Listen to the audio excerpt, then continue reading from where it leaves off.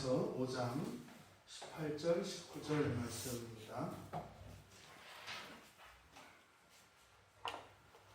로마서 5장 18절 19절 우리가 창목소리와 함께 읽겠습니다.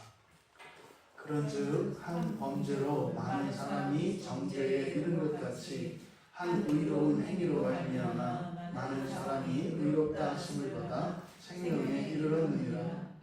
한 사람이 순종하지 아니함으로 많은 사람이 죄인된 것 같이 한 사람이 순종하심으로 많은 사람이 의인이 되리라. 아멘.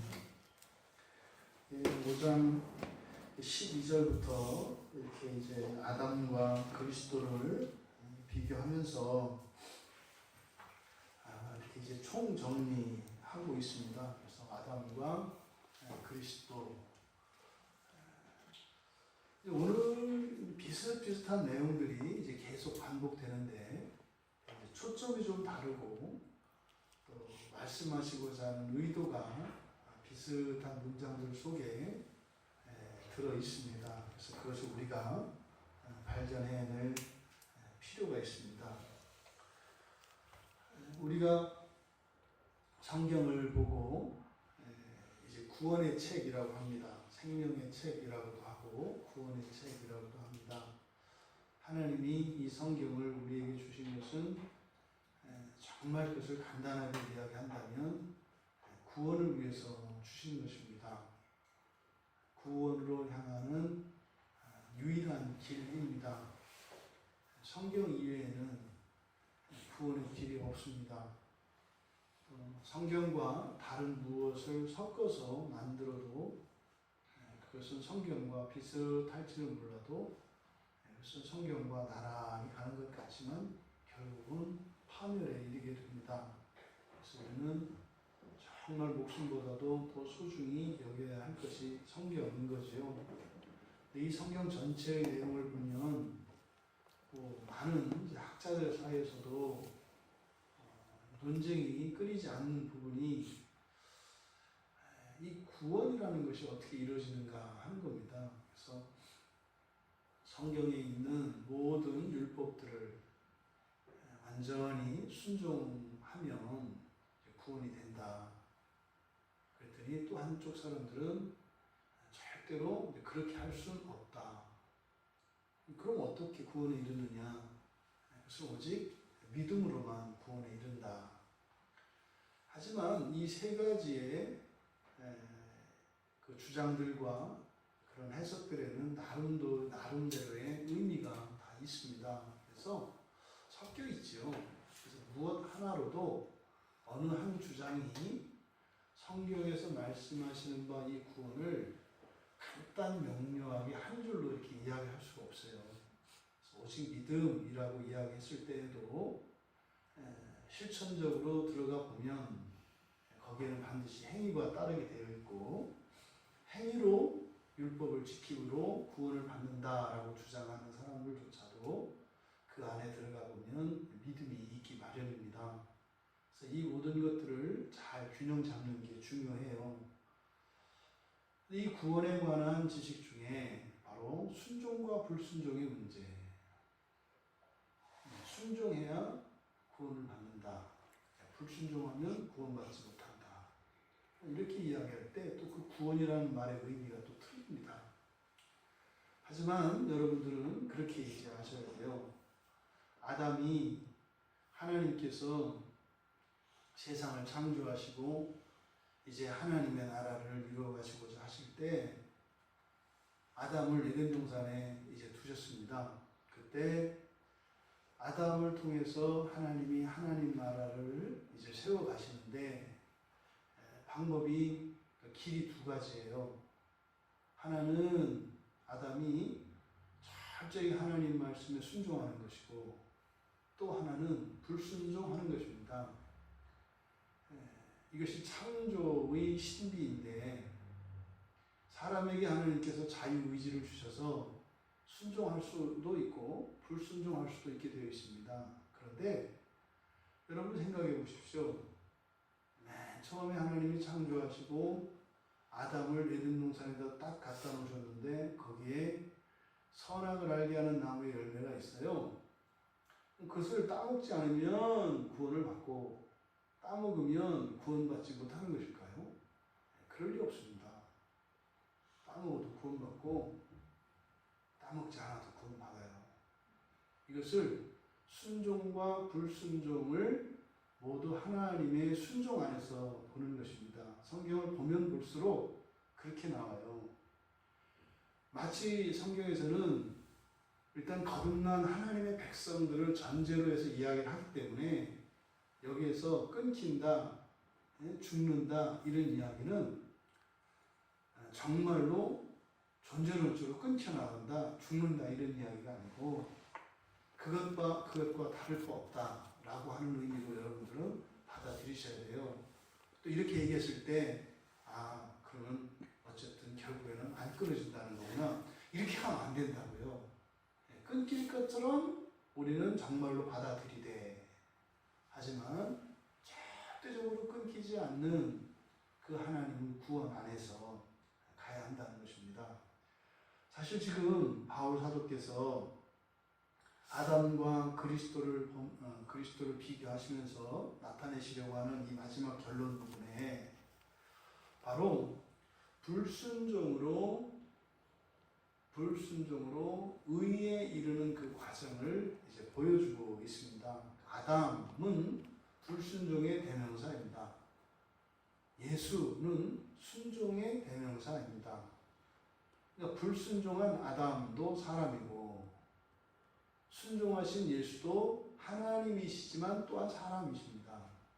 그러니 성경에 나타난 바 이 역사의 시작에 불순종한 아담으로 시작이 돼서 완전하게 순종하신 예수 그리스도로 끝이 난다고요. 그러니까 우리는 아담과 예수 사이에 있습니다. 결국에는 우리는 예수를 닮게 되죠. 아담으로 태어나서 예수가 되는 이야기, 이것이 성경의 이야기입니다. 18절에서 한 범죄로 많은 사람이 정죄에 이른 것 같이 한 의로운 행위로 말미암아 많은 사람이 의롭다 하심을 받아 생명에 이르렀다. 지금 18절, 19절 각각 두 개의 문장씩 들어가 있는데 똑같은 구조로 되어 있습니다. 그래서 먼저 18절에 한 범죄의 결과는 모든 사람이 정죄받게 되었다는 거예요. 한 범죄의 결과는 모든 사람이 정죄받게 되었다. 또 그것과 대조되는 것이 한 의로운 행위의 결과는 모든 사람이 생명에 이르게 되었다. 이렇게 되어 있는 겁니다. 그래서 이 둘을 비교하는 거예요. 그런데 지금 먼저 우리말 성경에서 정정해야 될 것이 있습니다.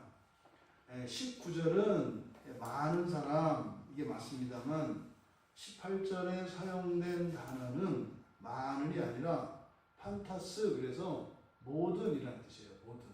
18절은 모든 사람이고 19절은 많은 사람입니다. 그래서 18절과 19절이 달라요.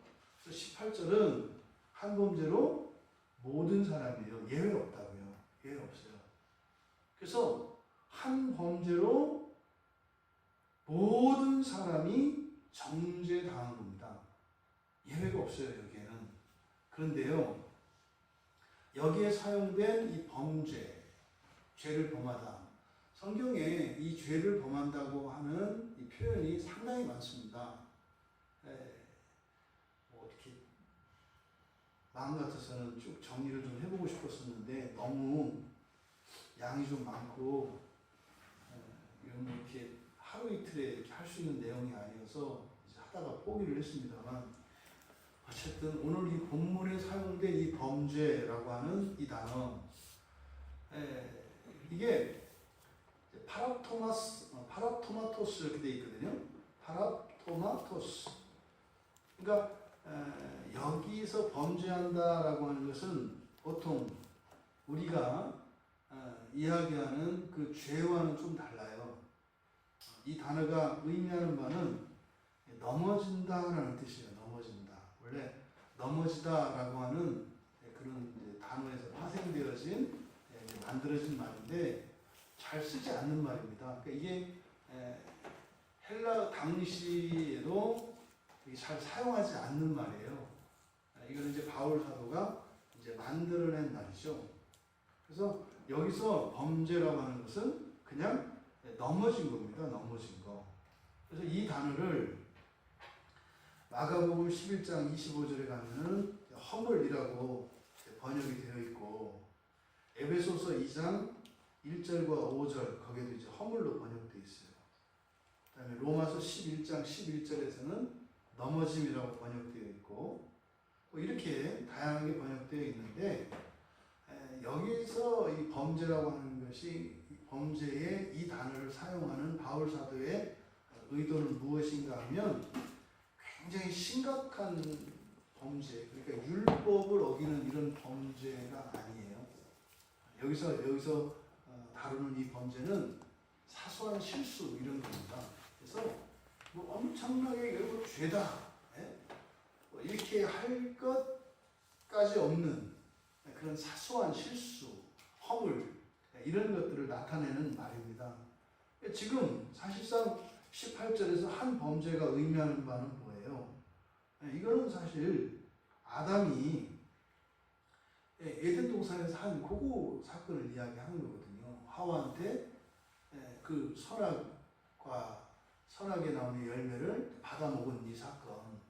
이것을 여기서는 그냥 이렇게 그냥 뭐 걸려서 넘어진 거, 사소한 거, 그렇게 굉장히 뭐 큰 죄, 뭐 이렇게 그런 거 아니다. 이렇게 얘기를 한다는 거예요. 그런데 그 결과는요, 오히려 이 범죄가 사소한 것일수록 이 죄가 얼마나 파괴력이 강한가 하는 것을 알 수 있어요. 큰 죄를 져서 그게 이제 모든 사람을 정죄에 당하겠다면 큰 죄니까 그렇다 할 수 있어요. 근데 의도적으로 바울 사도는 그냥 실수, 누구나 할 수 있는 거, 이렇게 이제 가볍게 이것을 이야기함으로써 오히려 이 죄의 영향력이 얼마나 큰 것인가를 오히려 더 크게 부각시키고자 하는 것입니다. 그러니까 여기서 어쨌든 범죄라고 번역되어진 이것은 사소한 것입니다만 사실은 그 결과는 어마어마하게 큰 엄청난 해를 끼쳤다는 거예요. 그런데 18절 하반절에 나오는 내용은 한 의로운 행위로 해서 이제 의롭다 해서 뭐 생명에 이르는 이야기가 나와요. 이게 이렇게 아담과 그리스도를 대조하고 있습니다만 여러분 조심하셔야 될 것은 아담의 길 따로 예수의 길 따로 완전히 단절된 것으로 이해하시면 안 돼요. 왜요? 우리는 아담에게도 속했고 예수 그리스도에게도 속해 있기 때문입니다. 우리 안에 이 두 가지가 중첩되어 있죠. 우리 안에 아담을 따라서 이렇게 사소한 실수로 말미암아 정죄를 당하고 엄청난 해를 우리의 몸으로 삶으로 받아내는 이런 일들이 일어나고 말이죠. 또 예수 그리스도를 믿음으로 그리스도의 의를 전가받아서 우리의 공로와 우리의 힘과 상관없이 우리가 누리는 이런 유익과 기쁨, 즐거움들이 있다고요. 이 두 가지가 사실 모두 다 우리에 대한 이야기입니다. 그러니까 이거를 교회 다니는 사람, 안 다니는 사람 이렇게 해도 안 되고 신앙이 좋은 사람, 안 좋은 사람 이렇게 해도 안 돼요. 나에 대한 이야기라는 겁니다. 아담에 대한 이야기도 나에 대한 이야기요. 예수에 대한 이야기도 나에 대한 이야기라는 것을 여러분들이 가지셔야 돼요. 이거를 둘로 나누면 안 됩니다. 그러니까 결국은 이 범죄에 대한 이야기를 했습니다만 결국에는 이런 사소한 것 같은 이런 실수, 그냥 잠깐 누구나 다 넘어질 수 있는 그런 사소한 것 같은 그 일들을 우리가 범하며 그것으로 인해서 엄청난 해를 입는다고요. 그런데 그 결국은 어떻게 돼요? 이것이 생명에 이르게 된다고요. 그러니까 사실 지금 바울 사도가 여기서 지금 말씀하고자 하는 그 의도는 그거예요. 여기서 이 범죄라고 하는 것은 사실 보니까 의에 이르는 그 과정에서 발생하는 이런 시행착오들 다 하는 겁니다. 우리가 다 하는 거예요. 다 하는 거예요. 지금까지 우리가 예수를 믿고 살아오면서 알면서 모르면서 저질렀던 실수와 이런 죄들이 있잖아요. 그런 것들을 이야기한다고요. 그런데 그것에 대한 피해가 엄청나다. 하지만 그것들이 의에 이르게 되는데 어떻게 이것이 의에 이르게 되는가, 이것을 지금 설명하려고 하는 겁니다. 지금 특징적인 것이 이 5장에서 아담과 예수 그리스도를 비교하면서 죄가 들어와서 우리에게 이제 사망이 들어오고 그로 인해서 이제 여러 가지 이제 일들이 결과되어지는데, 여기에 특징적으로 사용되어지는 전치사가 ace라고 하는 전치사예요. 이게 영어로 하면은 into 뭐 이런 거거든요. 그래서 어디로 할 때는 이렇게 ace보다는 뭐 안으로 이렇게 하기보다는 어디로 이렇게 쓰는 것이 오히려 자연스러워요. 근데 여기서는 계속 안으로라고 하는 이 전치사를 사용하는 것은 어떻게 해요? 분명한 그 목적. 그래서 이 죄의 그 목적하는 바가 어디라는 거예요? 사람의 내면, 그리고 이 세상 속, 그 안에 있는 우리의 본성, 요거라는 거예요. 그리고 이 에이스라고 하는 전치사가 가지고 있는 특징은 또 이 동작을 포함하고 있습니다. 정지되어 있는 게 아니에요. 어디에 있고 없고 이런 것이 아니라 어떻게 해요? 끊임없이 수돗물에서 물이 나오는 것과 같이 이렇게 운동성을 포함하고 있는 말입니다. 이 죄의 역사라고 하는 것은요, 끊임없이 계속 일어나는 거예요. 계속 조금씩 이렇게 안으로 스며들어오는 겁니다. 이것을 의도적으로 이제 강조하기 위해서 바울 사도가 전치사 에이스를 사용합니다. 그러니까요, 모든 사람의 내면이라고 하는 구체성, 죄가 역사하는, 또 그리고 안으로 끊임없이 들어가려고 하는 이런 죄의 활동, 작용, 이것을 이제 강조하고 있습니다. 그러니까 한 범죄로 말미암아 모든 사람이 정죄에 이르렀다 할 때 어떻게 해요? 이 그 한 사람의 그 사소한 실수, 우리들의 사소한 실수, 이게 어떻게 해요? 우리의 속으로 계속 파고 들어간다. 계속 파고 들어가요. 쉬지 않고요. 그러니까 이거를 그냥 내비두면요, 계속 파고 들어가요. 그렇게 해가지고 결국 만들어내는 것은 뭐라는 거예요? 우리 정죄받지 않은 거예요. 여러분들이 정죄당하면 어떻게 됩니까? 먼저 여러분 스스로 양심의 송사를 받습니다. 죄책감을 갖고 말이죠. 이것이 우리의 감정과 인격을 왜곡해요. 어떤 사람들은 심한 이런 열등감 이런 걸 가지게 하고, 어떤 사람들은요 이런 절망과 낙심 속으로 빠져들게 하고, 심한 경우에는 자신의 목숨, 자신의 신체까지 해하고 완전히 방치해버리는 뭐 이런 일들이 일어나잖아요. 오늘날 일어나는 이런 어떤 정신과적인 이런 병리들, 이런 것들은 다 바로 이 죄의 에이스적 특성, 안으로 끊임없이 들어가는 것. 근데 너무나 사소한 것들이기 때문에 우리가 그것을 대단하게 여기지 않아요. 근데요, 가랑비에 옷 젖는다고 우리들의 아니라고 이 방만한 이런 삶의 자세들이 일상생활의 이런 작은 것들은 끊임없이 우리 안으로 스며듭니다. 끊임없이. 이것을 우리가 잊지 말아야 합니다. 근데 이렇게 사소한 그 실수들이 끊임없이 우리를 정죄에 이르도록 들어와요. 근데 한 의로운 행위로 말미암아 모든 사람이 이제 의롭게 됩니다. 근데 이 한 의로운 행위가 의미하는 바, 여기서 의로운 행위라고 하는 것은 앞에 우리가 로마서 4장 25절에 보시면 4장 25절에 보일 수 있어요. 예수는 우리가 범죄한 것 때문에, 여기 이 범죄가 똑같은 범죄입니다. 이 로마서에서 여기하고 이 4장 25절하고 바로 5장 18절에서 이제 똑같은 단어를 사용하고 있거든요. 그래서 이 의로운 행위가 무엇인지를 지금 여기서 보는 거예요. 우리가 범죄한 것 때문에 내줌이 되고 또 우리를 의롭다 하시기 위하여 뭐 하셨다? 살아나셨다. 주일에 우리가 부활에 대해서 살펴보았습니다만 여기에서 의로운 행동, 그 한 의로운 행위, 이것은 사실은 뭐예요? 앞에서 지금 사도 바울이 로마서에서 이야기하는 의는 무엇과 연결짓고 있습니까? 이것은 의롭게 되는 것은 하나님과 화목하게 되는 거, 그렇죠? 하나님과 대속으로부터 말미암는 거죠. 그리고 나서 실제적으로 우리가 말입니다, 이렇게 생명에 이르게 되는 그 의, 그것은 바로 그리스도의 부활과 관계되어 있습니다. 그러니까 의로운 행위라고 하는 것은 4장 25절에 의하면 내주시고 부활하신 것. 이것을 하나의 사건으로 봐야 되는 거예요. 내주시고 부활하신 것. 내주셔서 모든 죄를 도말하시고, 그리고 부활하셔서 완전히 사망을 없애시고, 그리고 이제 충만하게 채우시는 거죠. 이것이 여기서 말하는 한 의로운 행위입니다. 이건 우리가 하는 게 아니죠. 우리가 우리의 삶 속에서 실제적으로 우리가 하는 것은 앞에 있는 거예요.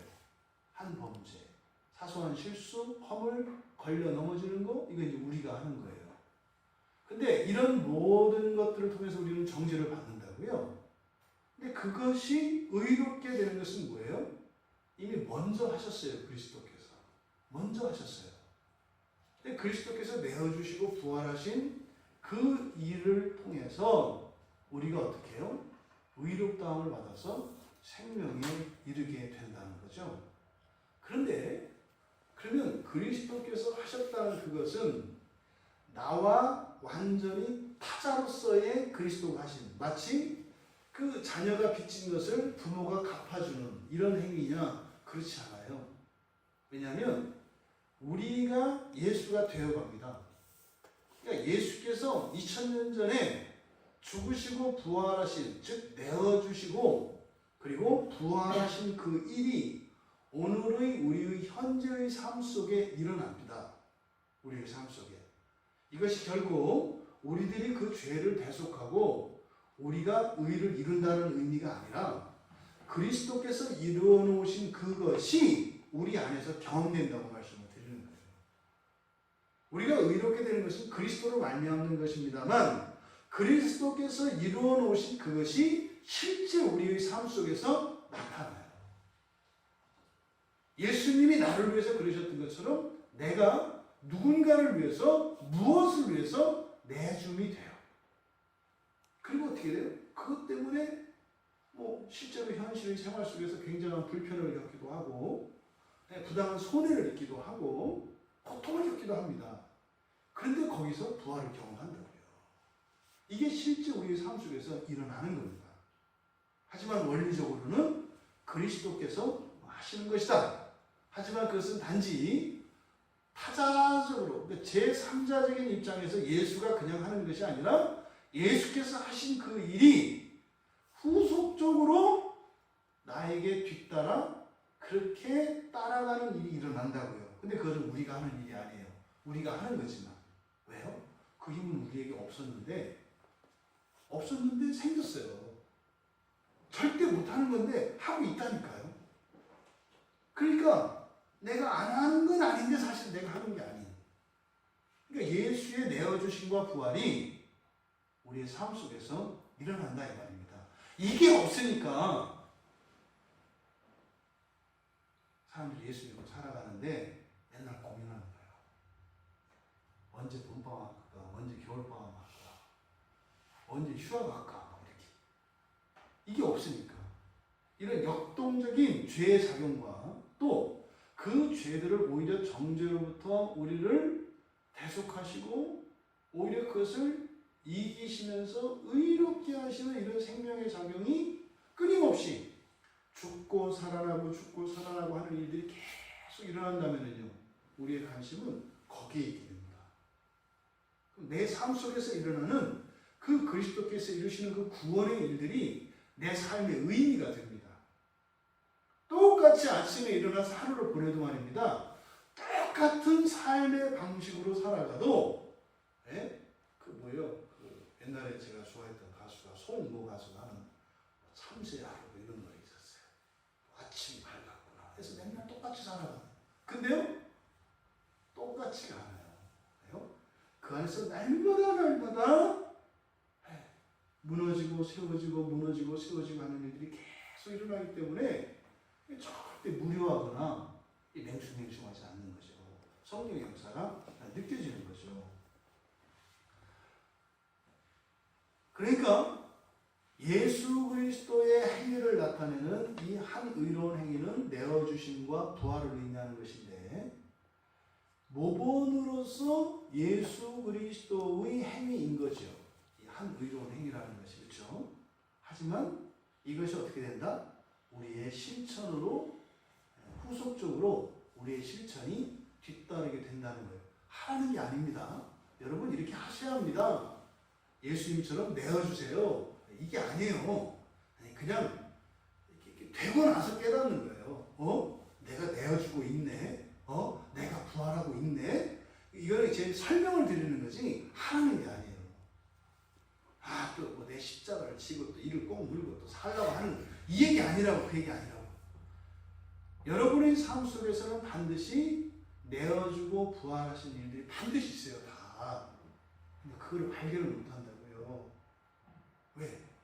진리가 왜곡되어 있기 때문에 그렇습니다. 복음이 왜곡되어 있기 때문에 그렇습니다. 보통은 이렇게 예수님이 내어주시고 부활하신 이 사건을 사도들이 이해했던 것처럼 우리도 그렇게 이해를 해요. 예수님의 제자들이 예수님이 그렇게 하셨을 때 다 이해 안 했어요. 동의도 안 했어요.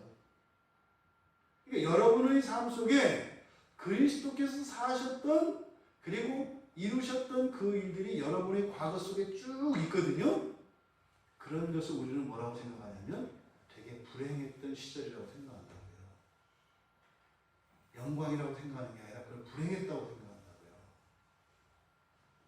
이것들이 하나하나 벗겨지는 겁니다. 그러면요, 영광과 그 수치가 바뀌어요.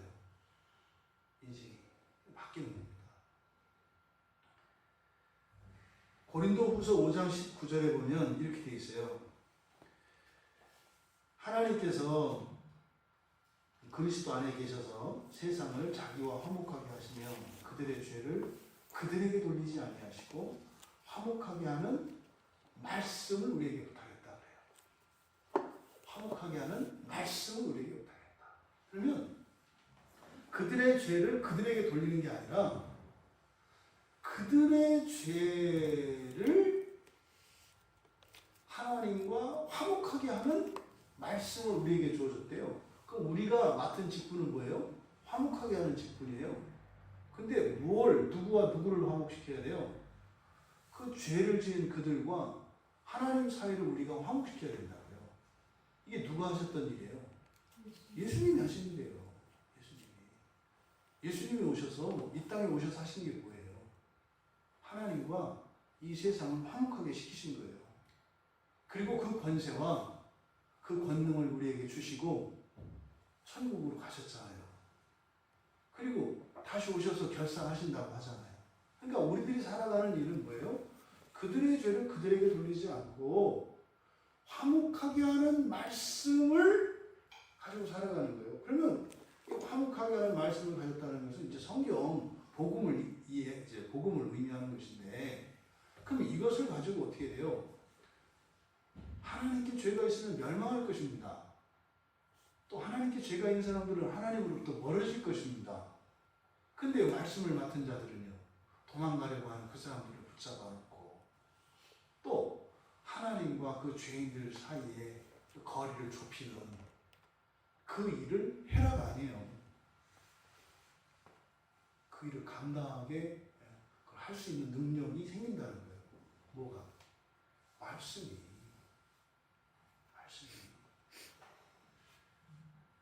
우리가 정말 잘못 알고 있고 모르는 것이 뭐냐면, 이 말씀은요, 이 성경은요, 우리를 고치는 거거든요. 구원한다니 우리를 고치는 거예요. 우리에게 없는 능력을 주시는 거고요. 우리가 다다르지 못하는 그런 지혜와 지식들을 가지게 되는 그런 겁니다. 그러니까 이게 정말로 이 세상에 있는 가장 그 영양가 있는 음식보다 더 뛰어난 음식이고요. 또 이 세상에 있는 가장 뛰어난 기술보다 더 뛰어난 기술을 우리에게 주는 거고요. 지혜와 건강과 모든 것을 다 주는 거예요. 이 성경이라는 것이. 그러니까 말씀을 우리에게 맡겼다라고 하는 이것은 말씀의 능력을 이야기하는 거예요. 그들의 죄를 그들에게 돌리지 않고 화목하게 하는 말씀이라고요. 그러니까 말씀이 그것은 그들 뿐이겠습니까?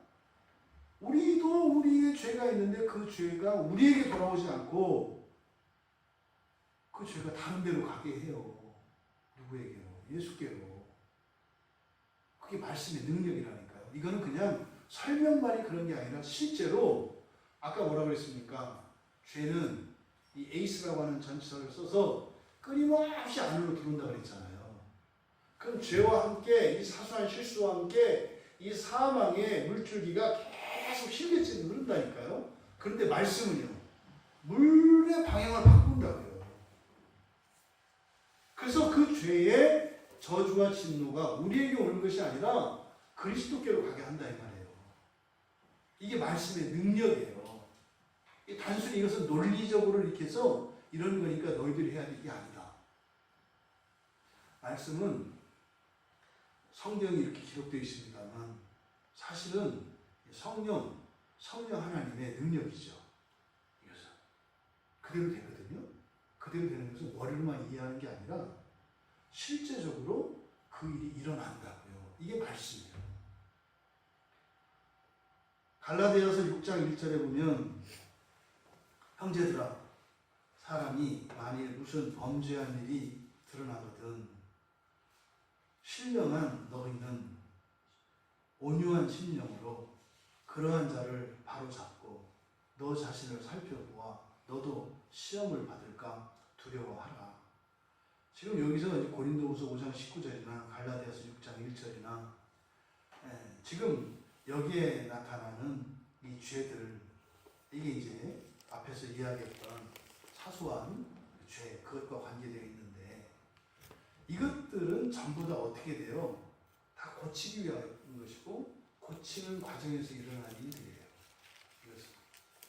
그런데 바로 우리 자신은 물론이고 다른 이들에게도 이렇게 그리스도께서 십자가에서 이루시고 부활하셔서 우리를 의롭게 하신 그 유익을 우리뿐만 아니라 세상 모든 사람들에게 누리게 할 수 있습니다. 근데 방식은요.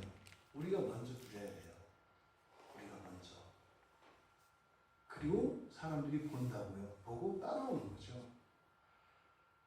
이렇게 해서 그 한 사람의 의로운 행위로 모든 사람이 여기 지금 의역되어 있습니다. 의롭다 하심을 받아 생명에 이르렀느니라. 이걸 이제 이게 뭐냐면 뭘 이렇게 번역했냐면 생명의 의 그대로 직역하면 그런 거예요.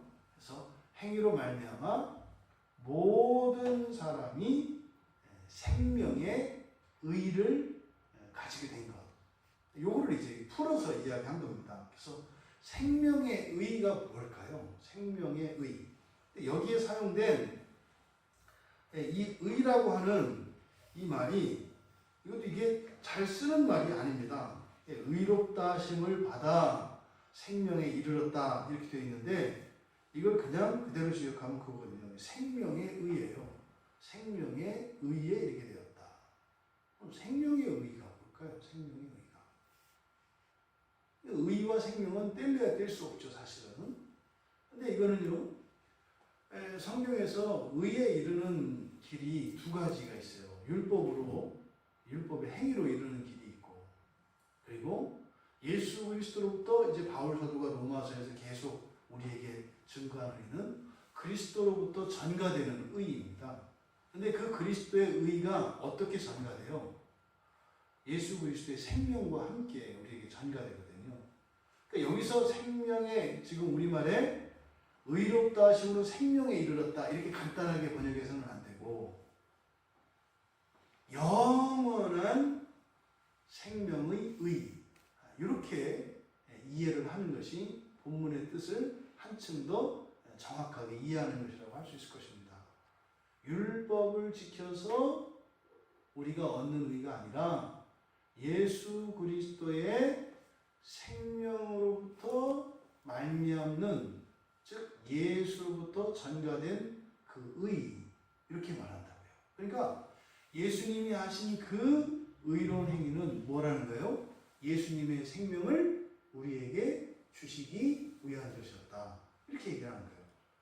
아담은 사소한 실수로 모두 정죄를 받게 되었고 예수는 예수의 그 의로운 행위로 모든 사람들에게 영원한 생명을 주셨다는 거예요. 그럼 봅시다. 더하기 해보세요.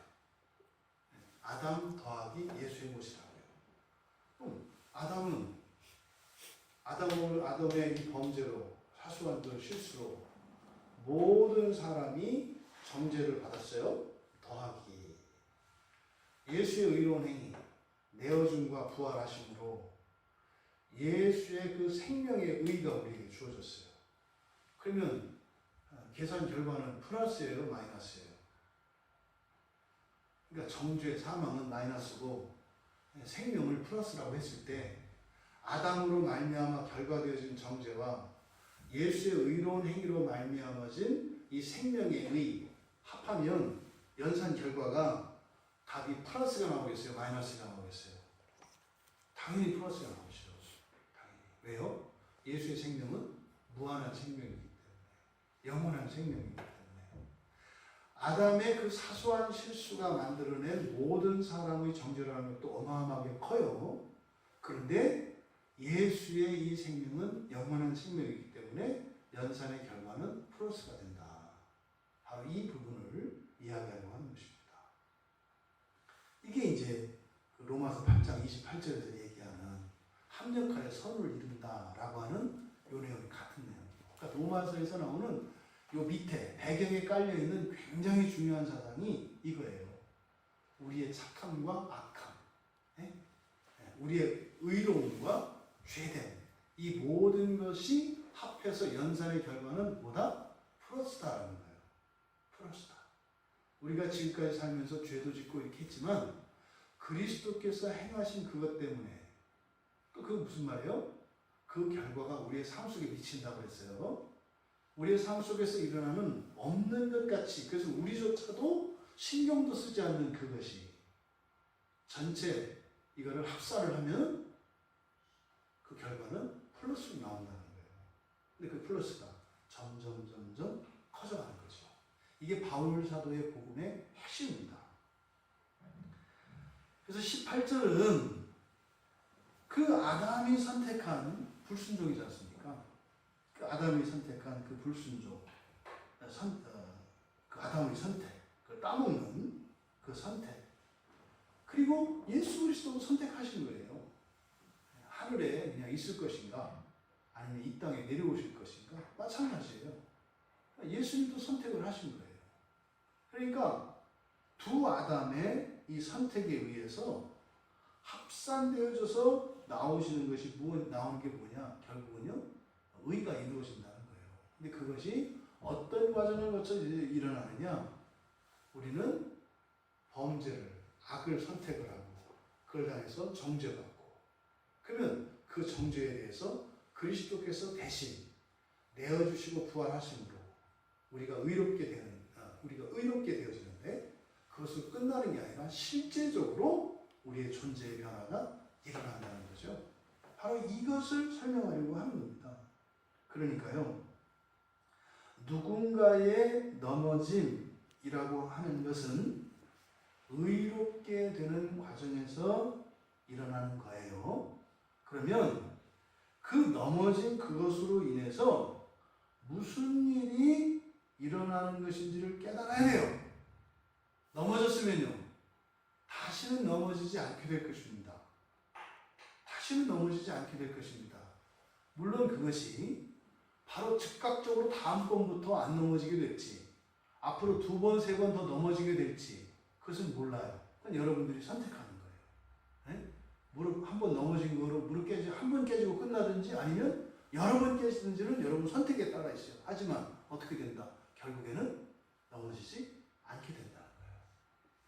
바로 이것이 바로 18절에서 이야기하고자 하는 것입니다. 여러분, 예수님이 십자가에서 내어주시고 부활하신 사건은 단번에 일어나는 사건이에요. 단번이라고 하는 것은 딱 한 번, 그리고 완전히, 이것을 단번에라고 합니다. 그러니까 한 번에와 단번에는 틀려요. 단번에는 한 번 플러스 완전, 이것을 포함해서 단번에라고 하는 겁니다. 그러니까 예수님이 다시 십자가에 죽고 이런 일은 일어나지 않아요. 하지만 우리의 삶 속에서는 우리는 어떻게 생각해야 돼요? 매일 나 때문에 내어주시고 매일 나 때문에 부활하시는 것처럼 생각을 하셔야 돼요. 왜? 우리가 그렇게 하니까. 우리가 예수를 닮아가기 전까지는 그런 과정을 계속 반복해요. 매일 내어주고 매일 십자가에 못 박아 죽고 또 부활하고 또 넘어지고 또 막히고 또 부활하고 일이 계속 일어나는 거예요. 실제적으로는 단번에 일어난 사건이지만 우리가 경험되어지는 것은 매일매일의 삶 속에서 일어나는 것처럼. 그래서 우리가 범죄할 때 우리는 어떻게 해요? 우리의 감정으로는 정말 내가 예수님을 십자가에 못 박은 것처럼 생각을 해야 돼요. 우리는. 근데 그것이 그 단번에 이루어진 그것으로 말미암아 반드시 완성이 된다는 것. 그래서 믿으면서 나가야 됩니다. 그리고 이제 19절에서 말씀하시기를 이제는 순종에 대해서 이야기를 하는데 한 사람이 순종하지 아니함으로 이렇게 있어요. 불순종이라고 하지 않고 순종하지 아니함으로. 이건 여기에 사용된 단어 때문에 그런 겁니다. 불순종이라는 단어가 아니에요. 순종하지 아니함으로. 여기서 순종하지 아니한다, 순종하지 않음이라고 번역되어진 이 단어는요, 그 의미는 잘못 알아듣는 거예요. 잘못 알아듣는 것. 그러니까 여기에 순종하지 않음이라는 것은 불순종하는 그것, 말을 듣지 않는 그것에 초점을 맞춘 게 아니라 원인에 초점이 있어요. 원인에. 그러니까 왜 말을 안 들어요? 잘못 알아들어서. 잘못 알아들어서. 아니, 가스불 꺼라. 그랬더니 가스불을 켜. 이거 말하는 거예요. 거기다가 이렇게 보면 알잖아요. 일부러 그렇게 한 건지 잘못 알아서 그런 건지 알 수 있잖아요. 이렇게 보면. 그러니까 적극적으로 불순종하는 게 아니에요. 여기서 지금 바울 사도가 이야기하고자 하는 19절에서 이야기하고자 하는 것은 이 파라코에스라고 하는 이 말씀을 불순종이라는 말 대신에 이렇게 사용하는 것은 바로 그 원인에 초점을 맞추고 있어요. 그러니까 사실은요, 바울 사도는 지금 뭐라고 얘기하는 겁니까? 에덴 동산에서 아담이 뭐 했다? 하나님 말씀을 잘못 알아들었다. 또 하와의 말을 잘못 알아들었다. 그러면 잘못 알아들으면요, 그러니까 본인은 잘못 알아들는지 모른다고요. 그러니까 그냥 하는 거예요. 그러니까 본인은 불순종이라고 생각하지 않아요. 그래서 순종하지 않음이라고 이렇게 번역을 한 거예요. 그러니까 틀렸는데 틀린지 몰라. 근데 여러분 느끼시겠지만 이 세상 모든 사람들이 다 그런 거 아세요? 대부분 다 그래요. 오늘 하루 여러분들이 여러 사람들과 만나서 이야기하고 하셨잖아요. 반의 반도 의사 전달이 안 돼요. 진짜로요. 듣지도 않고요. 기억도 안 하고 기억 안 나잖아요. 안 들으니까 기억이 안 나는 거예요. 그게 들리지 않는다니까요. 소리는 왕왕왕 울리죠. 고막을 울리고 그대로 나가요. 고막을 울리니까 진동은 돼서 이렇게 소리는 들리는데 의미는 안 들어온다고요. 거기다 어떻게 해요? 그냥 자기 마음대로 해석한다니까요. 이게 지금 우리 교회적으로 이게 꼭 해야 되는 게, 이게 모든 교회에서 맨 먼저 해야 되는 게 이거더라고요. 어디 가자? 이렇게 있어요. 어디 가자? 그러면 갈 건지 안 갈 건지만 얘기하면 되잖아요. 어디 가자 그랬더니, 아, 목사님 꼭 그래. 무슨 말인지 몰라요. 어디 가자 그러면 아니 싫다 좋다 얘기하면 되는 거 아니에요. 아 꼭 저래. 뭘 이거 해석한 거예요 벌써. 그러니까 거기는 뭐 마음대로 그래라든지 뭐 미리 얘기도 안 하고 이래라든지 그럼 얘기를 해야 되죠. 아니 미리 얘기 좀 해주시면 안 돼 이러면 되잖아요. 근데 거기다가 꼭 그래 그러면 난 또 그 말을 듣고 꼭 그런다 그러면 저 집사님은 꼭 그래. 근데 대화가 안 돼요. 대화가. 예전엔 제가 이걸 잘 몰랐어요. 근데 담임 목회를 하면서 보니까 저렇게 말을 하면 다 알아듣는다고 생각했거든요. 저도 다른 분들이 말하는 것을 제가 제대로 알아듣는다고 생각을 했거든요. 아니더라고요. 해석을 해요. 해석을. 그냥 간단한 이야기를 했는데 엉뚱한 반응이 나와요. 이게 그런데 바울 사도가 그 얘기를 하는 거예요. 이게 어제 오늘 얘기가 아니에요. 이게 아담도 그랬다는 거야. 아담도. 그러니까 새 창조되어서 우리가 완성되어질 그때 완성되는 그것에 꼭 들어가 있는 게 뭐예요? 하나님이 말씀하시면 그대로 알아들어요. 그리고 그대로 해요. 근데 이제 우리는 아담도 하나님이 말씀하시면 그대로 못 알아들어. 그대로 못 알아들어. 그리고 그대로 못 알아들은 그거를 그대로 알아들었다고 생각하고 순종해. 그러니까 어떻게 돼요? 결과적으로는 불순종해. 근데 본인은 불순종이라고 생각하지 않죠. 왜? 알아들은 대로 했으니까. 가스불 켜라고 그래서 가보니까 한쪽에만 가스가 이렇게 냄비에 끓고 있는 거예요. 근데 켜라고 난 들었단 말이에요. 근데 뭐 켤 게 없어. 이미 켜졌어. 그럼 어떻게 돼요? 또 우리는 또 센스가 있으니까. 물 끓이라는 얘기구나. 그래가지고 냄비에다가 물 떠서 해서 딱 키고 어떻게 뿌듯하잖아요. 왜? 그 알아듣는 게 뿌듯하잖아. 그냥 분명히 가스를 켜라고만 했는데 나는 빈 냄비를 꺼내서 물 넣어서 딱 기름 딱 온 거잖아요. 그러고 와서 이제 하잖아요. 엄마, 제가 냄비에다가 물 해서 딱 했어요. 그럼 또 이제 엄마는 또 이제 그대로 이제 알아듣고 왜 그랬냐고 물어보면 되는데 라면 끓여 먹으려고? 뭐 이런 거죠. 그러니까 이게 이 대화가요 뒤죽박죽 엉망이. 오늘 여러분 그렇게 사셨다니까. 오늘 하루. 근데 신경을 안 쓰니까 그런 일이 일어날지도 몰라. 내가 하고 싶은 말 막 하니까 각자가 다 하고 싶은 말만 막 하니까 그런 일이 계속 일어나고 있는데도 그 의식도 못해요. 그러니까 지금 여기서 순종하지 않음이라는 게 바로 그거예요. 이게요 굉장히 중요한 불순종의 원인이라고 얘기를 하는 거예요. 뒤에 보시면 바로 뒤에 20절에 보면 뭐 나와요? 율법 나오잖아요. 하나님 말씀이 나온다는 거예요.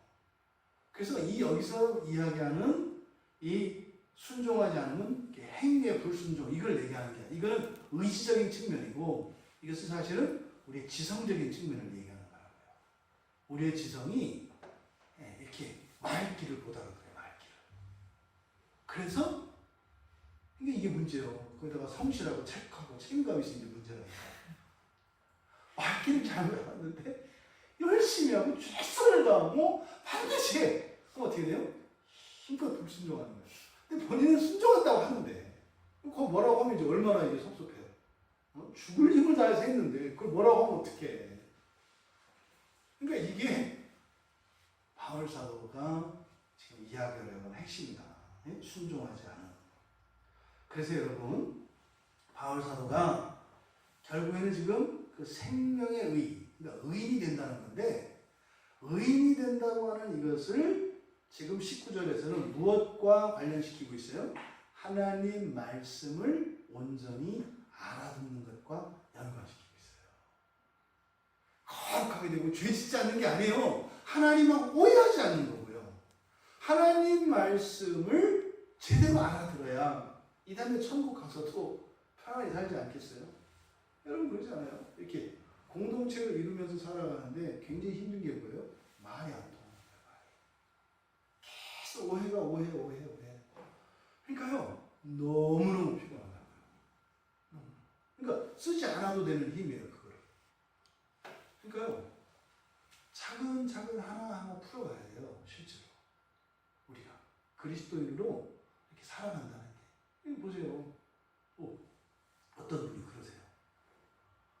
아니, 진짜 성경에 천사 얘기가 많이 나오대요. 아니, 성경을 그렇게 봤는데 한 번도 그런 게 있는지 몰랐다는 거예요. 근데 진짜로 보니까 온통 천사 얘기네요. 왜 몰랐냐는 거죠. 의식을 안 하니까. 안 봐요. 이렇게 보는데 그냥 지나가는 거죠. 들어도 안 들리는 거죠. 그러니까 지금 의롭게 되어진다. 지금 바울 사도는 굉장히 인간의 그런 기능적인 측면을 얘기해요. 근데 무엇과 관련해서? 하나님의 말씀과 관련해서. 여러분, 의롭게 된다는 것이 무엇입니까?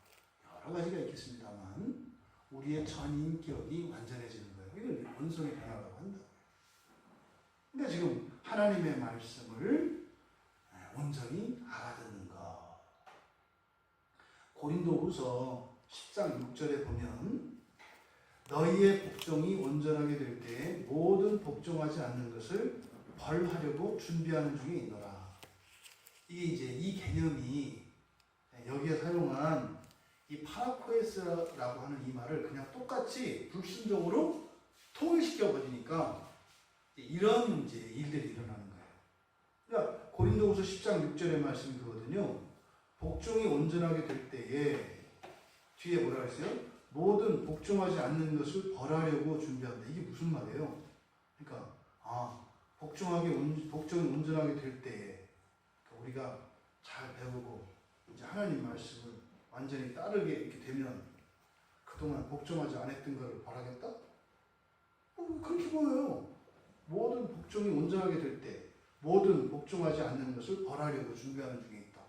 일단 내가 고쳐놓고 나서 나중에 그 따로 계산 이렇게 보이는 이게 아니에요.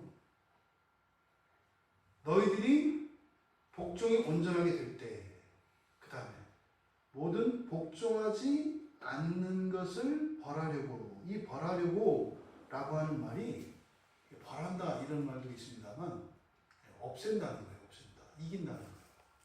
그러니까 복종이 온전하게 될 때 여기서 지금 말하는 순종하지 않음 이게 복종하지 않는 것이거든요. 고린도서 10장 6절에. 그러니까 이렇게 못 알아듣는 것이 더 이상은 없어진다 이 말이에요. 그러니까 그냥 의지적으로 복종할 수 있는 사람이 되었을 때 불순종의 근본적인 원인인 잘못 알아듣는 거 이것이 그것도 그때는 없어진다. 요 얘기를 한 거거든요. 그러니까 요 단어 하나를 그냥 불순종으로 비슷한 말 이렇게 해버리니까 성경이 이상하게 보이는 거예요. 봐요. 뒤끝 있잖아 하나님이. 복종이 다 되게 그러면 옛날에 했던 거 얼마나 많아. 나중에 또 이게 계산한다고 그래. 이게 뭐냐고. 히브리서 2장 2절에도 이렇게 돼 있어요. 천사들을 통하여 하신 말씀이 견고하게 되어 모든 범죄함과 순종하지 아니함이 이게 똑같은 단어예요. 파라코에스. 모든 순종하지 아니함이 공정한 보응을 받았느니라. 이것도 이제 약간 뒤끝 있게 번역을 해놓은 거예요.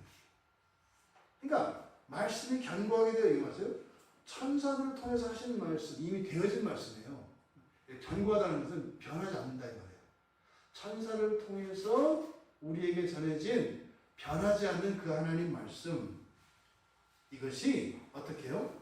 범죄함과 이렇게 잘못 알아들어서 불순종하게 되는 이런 것들이 다 해결이 된다는 거예요.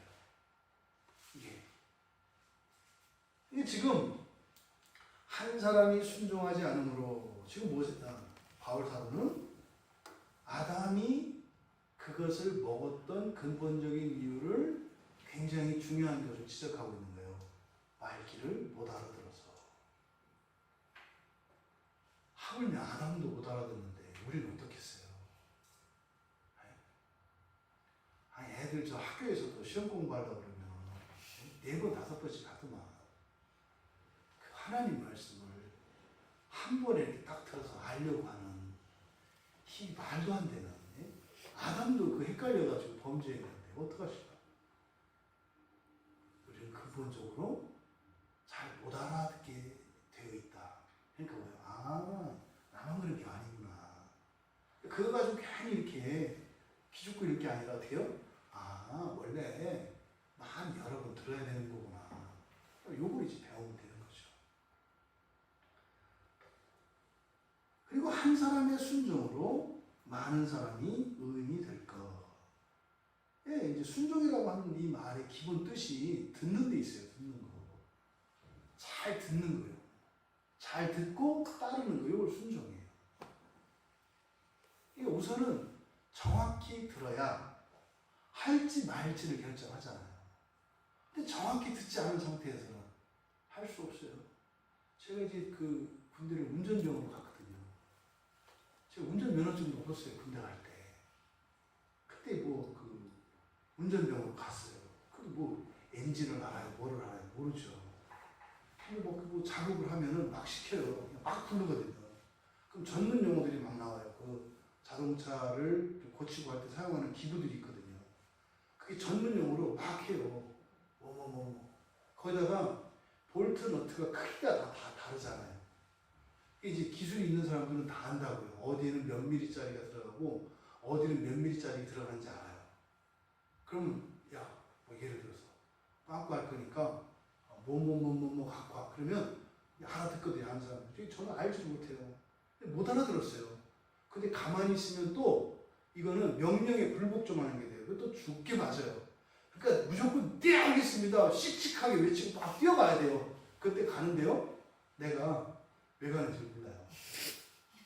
그럼 이제 저 앞에서 이제 사자가 기다리는데 공부실에 가서 뭘 하려고 얘기해야 되거든요. 그런데 걸어다니니까 막 뛰어간다고요. 딱 뛰어가지고 그 앞에 서가지고 네, 일명 김찬재 네. 네. 그 고참이 얼마나 화가 나 있어요. 네. 뭐 가지고 왔어? 네, 그렇습니다. 네.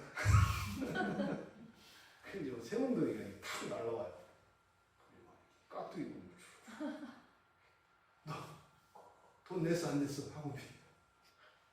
너 사회에서 이거 배우려면 학원비 내는 거 알아 몰라? 압니다. 너 돈 안 냈지?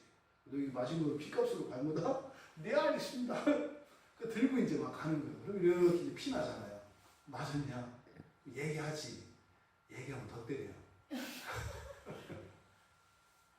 뭘 알아야지. 우리 예수 처음 믿었을 때 생각해 보세요. 교회 다닐 때 어떻게 다녔나? 몰라요. 그냥 왔다 갔다 해요. 제가 꼭 그 신참 처음에 그 아무것도 모르는 그 초년병으로 가가지고 그냥 마냥 뛰어다니면서 이상해져요, 사람이. 교회에서 그런 일이 일어나는 거예요, 교회에서. 나중에 이제 조금 알아들으면 이제 알아듣는 거지. 이제 그거 갖고 이제 권세 부려. 아니다. 가스 끄라고 했다. 이제 이거 가지고 이제 막 하는 거죠. 순종과 불순종 여기서 지금 다루는 것은 원래 순종이라는 것은 듣는 것과 관계되어 있다. 듣는 것. 그러면 한 사람의 순종 예수 그리스도잖아요. 그러니까 예수님이 하신 일을 뭐 했다는 거예요? 하나님 말씀을 잘 알아들었다는 거예요. 잘. 오해하지 않고 해석하지 않고 중간에 건너뛰거나 빼먹지 않고 그대로 알아들었다는 거예요. 거기다가 예수님은 그걸 따르셨죠. 근데 그 뒤에 뭐라고 되어 있냐면 한 사람의 순종으로 많은 사람이 의인이 될 것이다 이렇게 되어 있어요. 여기서 되다라는 말 너무 길어서 이거 안 읽을 거예요. 너무 길어요. 그리고 이건 잘 쓰는 말 아니에요. 근데 이 되다, 될 것이다 이렇게 되어 있다는 뜻이 뭐냐면 마치 그냥 그 비포장 도로 있지 않습니까? 비포장 도로가 있는데 거기다가 아스팔트를 쫙 가는 포장도로가 되잖아요. 고속도로가 되고 그런 것처럼 더 씌우는 걸 말해요. 이렇게. 더 씌우는 거. 그러니까 없는데 그 위에다 이렇게 씌우는 거예요. 이게 될 것이라는 거예요. 그러니까 없던 의가 우리에게 어떻게 해요? 탁 씌워져서 그 위로 꽉 채워진다. 이렇게 이야기한다고요. 뭐로? 한 사람의 순종으로. 그러면 우리 안에 있는 그것은 어떻게 돼요? 또 이제 안에서 본성에서 바꾸는 일이 따로 일어나고 성령께서 하시는 일이잖아요. 그럼 예수께서 순종하심으로 많은 사람들이 어떻게 돼요? 그 순종의 아스팔트가 자갈이랑 많은 비포장도로와 같은 우리 위에 아스팔트가 쫙 깔려서 고속도로처럼 될 것이다. 이렇게 얘기한다고요. 그러니까요, 온전한 순종에 이를 수 있게 된다는 거예요. 뭐 때문에? 바로 예수 그리스도 한 분의 순종으로. 그러니 예수 그리스도의 한 분의 온전한 순종으로 많은 사람들이 그 일을 덧입게 될 것이다. 바울 사도께서 지금 28절과 19절에서 말씀하시고자 하는 말, 이것은 우리의 불순종과 우리의 잘못 알아듣는 우리에게 있는 이런 하자와 같은 결함, 이것이 예수 그리스도를 통해서 이렇게 실패와 정죄, 우리의 범죄로 실수로 인해서 정죄받게 되고 우리가 잘못 알아들어서 하나님 말씀에 불순종하게 되는데, 바로 이 부분을 예수님께서 먼저 의로운 행위로 그리고 순종하심으로 이런 우리들의 실수와 이런 정죄들을 온전케 하도록 이미 예수 그리스도께서 이루어 오셨다는 것이에요. 될 것이다. 될 것이다. 그럼 우리는요, 그리스도를 추구하고 그리스도를 따라 살아가면 되는 거예요. 될 것이다. 이것은 하나님의 약속입니다. 그러니 이 의인의 생명, 바로 온전한 사람이죠. 여기서 말하는 의인은 잘 알아듣는 거라고 했어요. 바로 이 온전한 사람이 가지고 있는 이 생명은 영원한 생명으로서 그리스도의 그것이 완전히 덧입혀지겠죠. 영원하니까. 그리고 성령은 우리 안에서도 기영하시기 때문에 우리 안에 해결되지 않은 그 본성을 또 하나님께서, 성령께서 바꾸시겠죠. 그러면 안과 바퀴, 우리의 범죄와 우리의 이런 잘 알아듣지 못하는 이런 잘못으로 인해서 우리의 삶 속에서 일어나는 범죄들, 불순종들, 이것을 사용하셔서 온전히 바꾸신다는 거예요. 여러분, 우리 현재의 삶 속에 우리가 느끼고 있는, 우리가 문제로 삼고 있는 이런 죄, 약점, 나쁜 습관 두려워하지 마세요. 반드시 그게 필요하다는 거예요. 반드시. 그것이 드러나야 한다는 것이에요. 거기에 이후에, 그 이후에 온전케 하시는 바로 그리스도의 의가 덧입혀진다고 하는 사실입니다. 그걸 감추지 마십시오. 드러내십시오. 그리고 그것을 정말 그리스도께서 주신 그 구원의 능력으로 그렇게 회복되어지는 그 일들이 여러분 삶 속에서 날마다 경험되시기를 바랍니다. 그러면요, 재밌어요. 변화되어지는 것들이 재밌다고요. 변화되어질 것들이 많지만 그렇게 되어지는 그것 때문에 소망이 있고, 그럼 하나님이 감사하다고요. 하나님이 사랑스럽다고요. 그렇게 인격적인 그런 참된 그리스도인의 삶을 살아가실 수 있는 우리 모두가 되시기를 주님의 이름으로 축원합니다. 말씀을 생각하며 우리 잠시 기도합니다. 우리가 일상에서 저지르는 이런 실수들, 허물들, 그것을 우리가 정죄하게 됩니다. 끝나서는 안 된다는 거예요.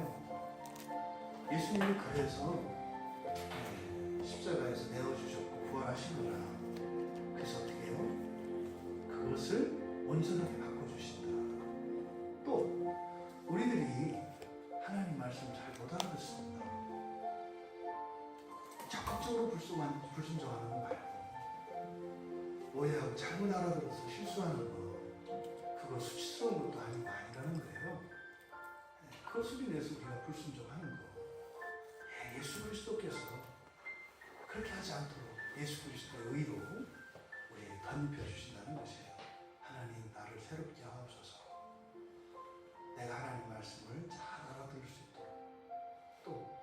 자들은 그것을 의지적으로 실천할 수 있도록, 또 우리 안에 일상화되어 있는, 우리 일상 가운데 있는 이런 허물과 실수들,